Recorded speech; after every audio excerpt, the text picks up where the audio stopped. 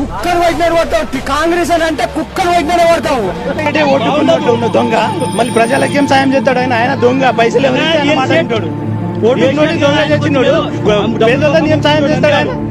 ఆయన పక్కన పనిచేయదు కానిపోతున్నాడు. ఆయన ముఖ్యమంత్రి ఎవరు చేసిండేమో సిగ్గులు అక్కడ ఎన్నో చేసి ఆయన ముఖ్యమంత్రిని కేసీఆర్ కానీ పక్కన పనిచేయదు కానిపోతున్నాడు. మీ శాపనార్థాలు ఎన్ని పెట్టినా నాకు సంతోషం. వాళ్ళు చాలా బాధతోని మమ్మల్ని అంటున్నప్పుడు నాకు ఒక సాడిస్టిక్ ప్లెజర్ అంటారు కదా, అబ్బా బాగుంది కదా అనిపిస్తుంది. ఎందుకంటే వాళ్ళ బాధ చూసినప్పుడు. రేవంత్ రెడ్డి గారు చేతితో గడ్డపార పెట్టుకొని బీద ప్రజల ఇల్లు కూడగొట్టే పనులు ఉన్నారు.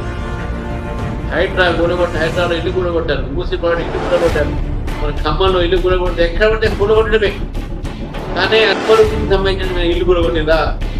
వాళ్ళ స్కూల్ కూడగొట్టారా? వాళ్ళ కాలేజీ కూడగొట్టారా? అది మాట్లాడడం వల్ల అభివృద్ధి. అక్కడ మాత్రం సపోర్ట్.